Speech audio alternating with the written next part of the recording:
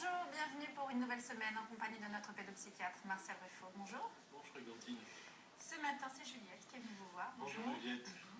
Maman de 2 enfants. Voilà, donc j'ai 2 garçons, un de 7 ans et un de 3 ans.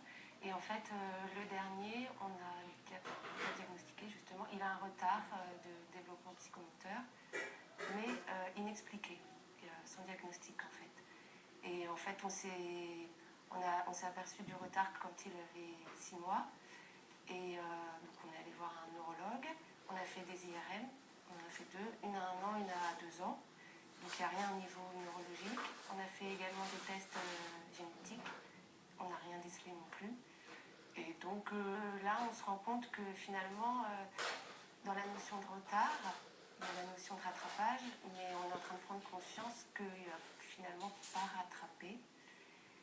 Et voilà, donc ça nous inquiète un peu pour son avenir.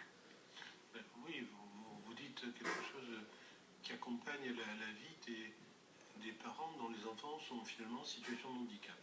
Je trouve que vous avez fait une démarche déjà assez intéressante, voire passionnante, d'admettre le retard. Il y a des parents qui, de l'autre côté, sont dans la position de jamais l'admettre, de ne jamais vouloir admettre ce retard. Et je crois que pour votre enfant, c'est déjà une grande chance que ses parents, son frère aîné, comprennent qu'il est en difficulté, qu'il va falloir l'accompagner toujours finalement. Alors, par contre, dans les évolutions de ces retards, on ne peut pas être prédictif sur à quel niveau il arrivera. Simplement, il faut penser qu'il arrivera au plus haut niveau possible. Il ne faut jamais toucher, il ne faut pas non plus assombrir les évolutions en disant qu'est-ce qui va se passer. Par exemple, s'il ne parle pas bien, il peut parler après un peu mieux, à un âge différent du développement du langage. Et si le graphisme est inexistant, peut-être apparaîtra-t-il. Alors après, ce sera la question de l'intégration scolaire. La maternelle, ça ira, avec un agent d'intégration, sans doute. En fait, là, il aurait dû rentrer en petite section, mais comme il n'était absolument pas prêt, même avec une AVS, on s'était dit que ça allait être trop compliqué. Alors, parce que là, il faudra aussi voir si, par exemple, un établissement spécialisé n'est pas plus indiqué qu'une intégration. Mais vous voyez, quand je dis ça, je sais que je choque 95% des parents dont l'enfant est en situation de handicap. Mais un établissement spécialisé, c'est pas avant l'âge de 6 ans. Est-ce qu'avant, fréquenter d'autres enfants peut l'aider ou pas? Mais moi, il fut une époque où on mettait un établissement spécialisé les enfants avec un retard de développement plus tôt. Parce que les prérequis aussi, avec une difficulté, ça se travaille aussi différemment. Il faudrait peut-être... L'idéal, ce serait que les instituts médico-éducatifs envoient des équipes à temps partiel dans les maternelles pour aider les enseignants, les enfants et les parents. Il faudrait métisser tout ça. Ça, c'est l'idéal. Aujourd'hui, aujourd'hui, on tend vers ça parce que, par exemple, je pense plus tard, lorsqu'il aura 6 ans, dans les instituts médico-éducatifs, le temps partiel est réalisable. Il peut avoir un temps d'intégration pour les disciplines d'éveil à l'école ou un temps, une demi-journée ou 2 demi-journées par semaine.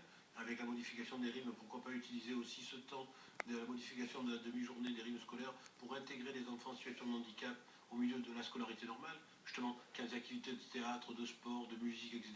Pourquoi ne pas intégrer les enfants en situation de handicap justement dans les écoles, avec leurs éducateurs, pour créer comme ça un groupe plus soutenant des enfants. Non, moi je crois que votre position, le sens des réalités que vous avez, du fait aussi que vous avez été formé pour votre aîné, c'est le développement de votre aîné qui vous permet de voir. C'est parce que vous êtes formé comme une maman au bon développement de votre garçon, de l'aîné. Fait que vous devez toujours apprécier, c'est très curieux ce que je veux dire, apprécier ses progrès plutôt que de visualiser ses défauts. C'est drôle, hein? Il faut que vous soyez dans la situation, voilà où il a progressé, et pas voilà où il n'a pas progressé. Et ça, le paradoxe, c'est que ça va le soutenir. Parce que, imaginez ce petit garçon aussi, on se met dans la tête de votre fils, qui est en retard, il le sait. Il le comprend. Il le comprend. Et il dit, en étant un peu imaginatif, je déçois mes parents. C'est pas tout à fait comme ça que ça se joue. Et donc, je les déçois pour être dans une relation parfaite avec eux. Plus je les déçois, plus ils sont avec moi. Et donc, si vous basculez au contraire sur, voilà les progrès qu'il a fait avec votre fils aîné, avec votre époux, avec leur père, hop, vous allez voir que le côté positif va au contraire entraîner plus de résultats. Moi, c'est le conseil que je vous donne. Oui.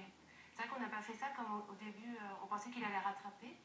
Du coup, à chaque fois, en fait, on voyait qu'il ne rattrapait pas et on pouvait être déçu de voir que finalement... Voilà, c'est exactement Merci de comprendre. C'est drôle ce que les gens comprennent. Hein. C'est les psychiatres qui ne comprennent pas bien souvent. Voilà, maintenant vous verrez, Vous basculez vers tiens, tu as fait ça, c'est parfait. Le féliciter sur des petits trucs, mais qui sont énormes. D'accord. Et ces petits trucs vont être contagieux sur les autres progrès. Et après, où il aboutira, on ne sait pas. Mais pourquoi pas? Mais on embrasse Émile en tout cas. Merci beaucoup. Merci. Au revoir. Au revoir. Voilà, il est temps de se quitter, Marcel Ruffo. Alors, c'est terminé pour aujourd'hui. On se retrouve demain, comme d'habitude, à la même heure. Bonne journée à tous.